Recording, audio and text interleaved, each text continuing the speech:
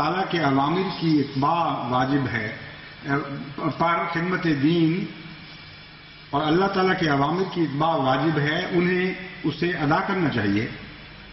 ہم ان بھائیوں کو ہرگز یہ نہیں کہتے کہ اپنی حکومتوں کے نظام کے خلاف کھڑے ہو جائیں اور بغاوت کریں۔ ہاں، انہیں باہمی طور پر اپنے عقائد اور نیتوں کی حد تک اللہ تعالیٰ کی کتاب اور سنت نبوی کو حکم ٹھہرانا چاہیے۔ جو حکومتیں انہیں امن دیتی ہیں انہیں ان سے صلح سے رہنا چاہیے۔ وہ اپنے ممالک میں نظام کو توڑنے والے یا تخریبی عنصر ہرگز نہ بنے۔ ام القری مکہ معظمہ 24 اپریل 1965 عیسوی کی یہ خبر ہے جو ان کے اخباروں میں شائع ہوئی۔ پس وہ علماء کہاں ہیں جو حضرت مسیح موعود علیہ الصلوۃ والسلام کو جہاد کے منسوخ کرنے والے منکر اور انگریزوں کا نعوذ باللہ من ذالک خوش آمدی اور ان کی خاطر ایک فساد کھڑا کرنے والا بتاتے ہیں؟ جو باتیں آپ نے فرمائی یہ ساری باتیں آپ کے اپنے علماء اس وقت کہہ رہے تھے، لیکن حضرت مسیح موعود علیہ الصلوۃ والسلام جو باہر کہتے تھے وہی گھر میں بھی کہتے تھے، جو انگریزوں سے کہتے تھے وہی اپنی جماعت کو مخاطب کر کے بھی کہتے تھے۔ کوئی دوگلا پن، کوئی دوئی نہیں تھی آپ کی ذات میں یا آپ کی جماعت میں، اور جس جہاد کا اعلان کرتے تھے اس جہاد کے اوپر قائم بھی تھے۔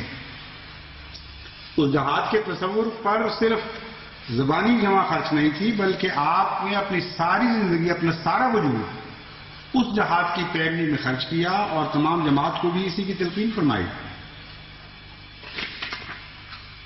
چنانچہ یہ جو الزام لگاتے ہیں ملکہ وکٹوریہ کی تعریف کرنے کا اور ملکہ وکٹوریہ کو رحمت کا سایہ قرار دینے کا، کون ہے ان علماء میں سے جن کے نام میں نے پڑھ کے سنائے ہیں یا کوئی اور مخالف عالم جس نے ملکہ وکٹوریہ کو اسلام کا پیغام پہنچایا اور بڑی جرأت کے ساتھ عیسائیت کے اوپر بڑی کھلی تنقید کرتے ہوئے، ایک جھوٹا اور ایک مردہ مذہب قرار دیتے ہوئے اس وقت کی ملکہ کو جس کی حکومت پر سورج غروب نہیں ہوا کرتا تھا، ایک طرف اس کے انصاف کی تعریف فرمائی تو دوسری طرف اسے کھلم کھلا اسلام کی طرف آنے کی دعوت دی۔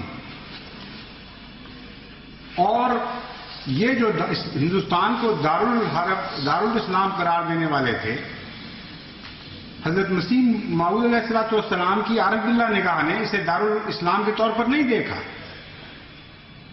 بلکہ دارالحرب سمجھا، کیونکہ آپ جہاد کا عرفان رکھتے تھے۔ آپ جانتے تھے کہ جہاد کس کو کہتے ہیں، جہاں جہاد فرض ہے وہ دارالاسلام ہو نہیں سکتا، وہ تو دارالحرب ہے۔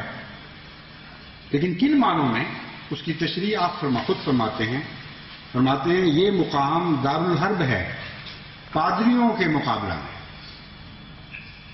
اس لیے ہم کو چاہیے کہ ہرگز بیکار نہ بیٹھیں، مگر یاد رکھو کہ ہماری حرب ان کے ہم رنگ ہو، جس قسم کے ہتھیار لے کر میدان میں وہ آئے ہیں اسی طرح کے ہتھیار ہم کو لے کر نکلنا چاہیے۔ یہی وجہ ہے اللہ تعالیٰ نے اس عاجز کا نام سلطان القلم اور میرے قلم کو ذوالفقار علی فرمایا ہے۔ اس میں یہی سر ہے کہ یہ زمانہ جنگ و جدل کا نہیں بلکہ قلم کا زمانہ ہے۔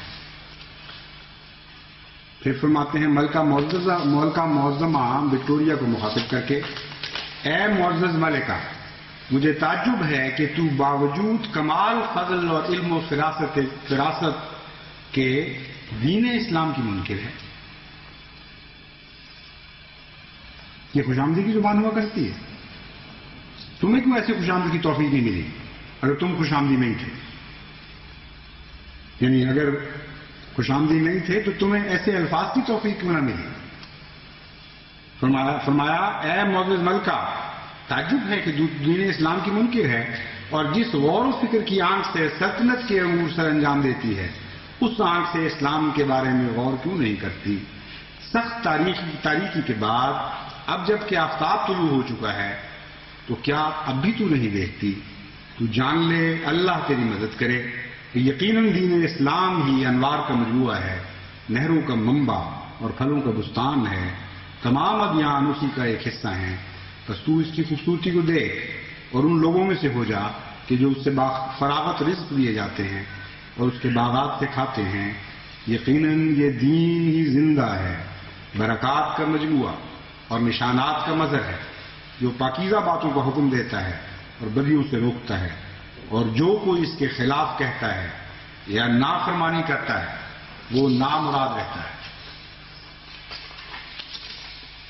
اے معزز ملکہ، دنیاوی نعما کے لحاظ سے خدا کا بہت بڑا فضل تجھ پر ہے، بس اب تو آخرت کی بادشاہت میں بھی دلچسپی پیدا کر اور توبہ کر، اور اس خدائے واحد و یگانہ کی فرما برداری اختیار کر کہ نہ تو اس کا کوئی بیٹا ہے اور نہ ہی بادشاہت میں اس کا کوئی شریک، بس تو اسی کی بڑائی بیان کر۔ کیا تم اس کے علاوہ معبود بناتے ہو ان کو جو کوئی چیز پیدا نہیں کر سکتے اور وہ خود پیدا کیے گئے ہیں؟ بس اگر تو کسی شک میں ہے تو میں اس کی سچائی کے نشانات دکھلانے کو تیار ہوں۔ وہ ہر حال میں میرے ساتھ ہے، جب میں اسے پکارتا ہوں تو وہ میری پکار کا جواب دیتا ہے، اور جب اسے بلاتا ہوں تو میری مدد کو پہنچتا ہے، اور جب اس سے مدد کا طلبگار ہوتا ہوں تو میری نصرت فرماتا ہے، اور میں یقین رکھتا ہوں کہ وہ ہر مقام پر میری مدد فرمائے گا اور مجھے ضائع نہیں کرے گا۔ بس کیا تو جزا سزا کے دن کے خوف سے میرے نشانات اور صدق و صداقت کے ظہور کو دیکھنا پسند کرے گی؟ اے قیصرہ، توبہ کر اور سن تاکہ خدا تیرے مال میں اور ہر اس چیز میں جس کی تو مالک ہے برکت بخشے، اور تو ان لوگوں میں سے ہو جائے جن پر خدا کی رحمت کی نظر ہوتی ہے۔ یہ ہے حضرت مسیح موعود علیہ السلام کا کلام، یہ ہے آپ کا جہاد کا تصور اور پھر اس پر عمل درآمد۔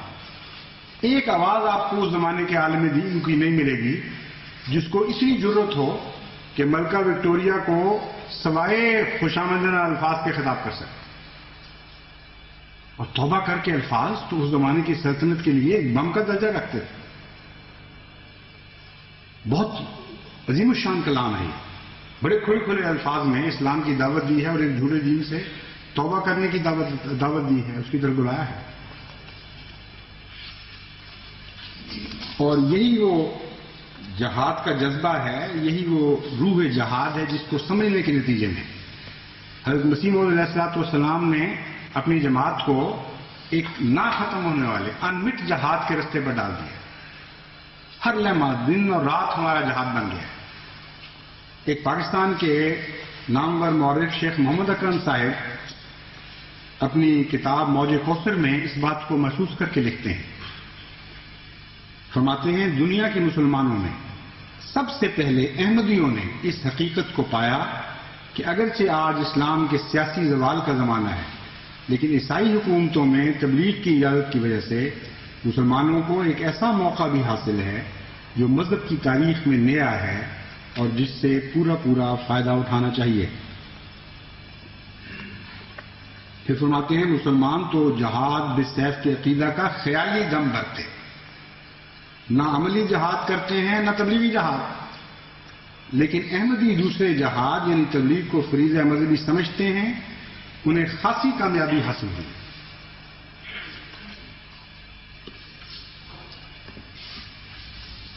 آخر پہ میں آپ کو حضرت مسیح موعود علیہ السلام کے تصور جہاد اور مولانا مودودی صاحب کے تصور جہاد کا ایک موازنہ کر کے دکھاتا ہوں۔ ایک تو یہ کہ دو تصور ہیں ان کے، انگریزی حکومت کے دوران اس حکومت میں بیٹھ کر جو باتیں کرتے ہیں وہ اور ہیں، اور جب وہ حکومت ختم ہو جاتی ہے تو پھر جو باتیں کرتے ہیں وہ اور ہیں۔ دو پیمانے ہیں ہر چیز میں۔ حضرت صلی اللہ علیہ وآلہ وسلم کی طرف جو تصور جہاد منسوب کرتے ہیں وہ اور ہے، اور وہ ایسا خوفناک ہے کہ ایک غیرت مند مسلمان اس کو سن کر اذیت میں مبتلا ہو جاتا ہے۔